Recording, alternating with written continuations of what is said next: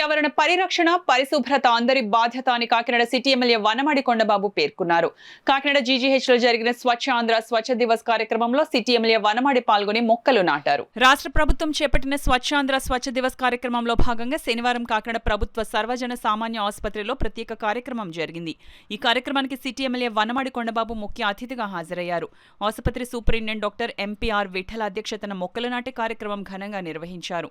ఈ సందర్భంగా ఎమ్మెల్యే వనమాడి కొండబాబు మొక్కలు నాటే కార్యక్రమంలో పాల్గొనడంతో పాటు పర్యావరణ పరిరక్షణ, పరిశుభ్రత అందరి బాధ్యత అన్నారు.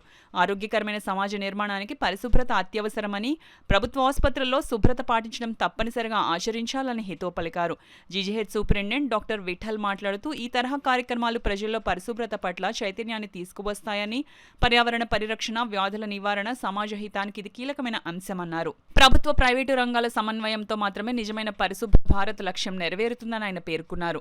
స్వచ్ఛ దివస్ లక్ష్యాన్ని వివరిస్తూ ప్రమాణం చేయించారు. ఈ కార్యక్రమంలో deputy superintendent Srinivas, deputy CSR MO doctor V Varaprasad, ARMO doctor Lavanya, assistant professor hospital administration doctor Yamuna, radiology HOD doctor Anuradha, nursing grade 1 superintendent N Sandhyarani, grade 2 Vijayasri health inspector Suvarnaraju, Telugu Desam party నగర అధ్యక్షులు మల్లిపూడి వీరు, ఉద్యోగుల సంఘం నాయకులు పేపకాయల వెంకటకృష్ణ, పాలపర్తి మూర్తిబాబు, కట్టిమేను మోహన్, పలు విభాగాల అధిపతులు, నర్సింగ్ విద్యార్థులు, ఇతర సిబ్బంది పాల్గొన్నారు.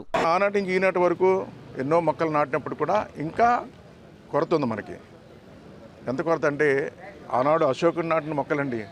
మనకి అశోకుడు నాటిన మొక్కల తర్వాత ఇటువంటి ఉద్యమం మళ్ళీ ఎప్పుడు రాలేదు. తర్వాత చంద్రబాబు నాయుడు తీసుకున్నారు. నిజంగా చెప్పాలంటే ఆనాడు అశోకుడు నాటాడు మొక్కలు, అవి వృక్షాలు అయినాయి. తర్వాత రోడ్ వైండింగ్ రావడం, అవి అన్నీ కొట్టేయడం అన్నీ కూడా జరిగినాయి, మీ అందరికీ తెలుసు. ఈరోజు అటువంటి కార్యక్రమాన్ని ముఖ్యమంత్రి చంద్రబాబు నాయుడు తీసుకున్నారు, అది గర్వంగా చెప్తున్నాను. అయినప్పుడు కూడా ఈరోజు ఇంకా చాలా కొరత ఉంది మనకి. ఈరోజు నేనేమంటానంటే, ఇక్కడ ఉన్నారు చాలామంది డాక్టర్స్, నర్సులు అందరూ ఉన్నారు. ఈరోజు సమాజంలో చాలామంది వ్యక్తుల మాట, కొంతమంది మాట వింటారు ప్రజలు. అందులో కొంతమంది డాక్టర్లండి. డాక్టర్ ఏం చెప్తే ప్రజలు చేస్తారు, ఒక నమ్మకం డాక్టర్ అంటే. డాక్టర్ ఏం చెప్పినా మన ఆరోగ్యం కోసం చెప్తారు, మన కోసం చెప్తారు, పెద్ద నమ్మకం. అలాంటి డాక్టర్ ఈరోజు ఈ కార్యక్రమం చేపట్టారు. నేనేమంటానంటే, డాక్టర్లు కానీ నర్సెస్ కానీ, ఈరోజు మీరు మీ ఉండే ప్రాంతంలో, ఏ ప్రాంతంలో ఉంటున్నా ఆ ప్రాంతంలో ఈ కార్యక్రమాన్ని ప్రజలందరినీ భాగస్వామ్యం చేసి చైతన్యపరిచినట్టయితే నిజమైన స్వచ్ఛ ఆంధ్రప్రదేశ్ సాధిస్తామనే నమ్మకం నాకు ఉందని ఈ సందర్భంగా తెలియజేస్తున్నాను. అది మీలోనే ఉంది. ఈరోజు మీ వల్ల అవుతుంది సాధ్యం. మేమంటే ఏదో రాజకీయంగా చెప్పారనుకుంటారు, వేరే వాళ్ళు చెప్తే ఏదో చెప్తున్నారు అనుకుంటారు. కానీ డాక్టర్ చెప్తే అదొక గొప్ప నమ్మకం, అది చేస్తారని కూడా నమ్మకం నాకుంది. మీరు ఇన్వాల్వ్ అయ్యి మీ ప్రాంతంలో ఈ కార్యక్రమాన్ని ఒక ఉద్యమంలా చేపట్టినట్టయితే మనం అనుకున్నది సాధిస్తామని ఈ సందర్భంగా తెలియజేసుకుంటూ, మనం ఇప్పుడు ఎండలు బాగా పెరిగిపోయినాయి గత ఈ 3 వారాల నుంచి 4 వారాల నుంచి. ఈ ఎండ నుంచి ఎలాగ మనం కాపాడుకోవాలి, మన high risk people, old people, children, తర్వాత ప్రెగ్నెంట్ ఉమెన్, ఇలాంటి వాళ్ళని ఎండ నుంచి కాపాడుకోవడం. తర్వాత ఎండ ఇంత ఎక్కువగా ఉన్నప్పుడు డీహైడ్రేషన్ సింటమ్స్ ఏమైనా కనిపించినప్పుడు వాళ్ళు ఇంటి దగ్గరే హోమ్ రెమెడీస్ తీసుకొని వాటర్ ఎక్కువ తాగడం, తర్వాత జ్యూసెస్ అవి తాగడం, ఇలా డీహైడ్రేషన్ ప్రివెంట్ చేయడం.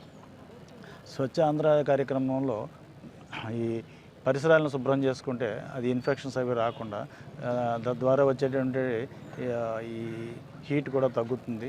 ఈ పచ్చడి మొక్కలు ఉంటాయి.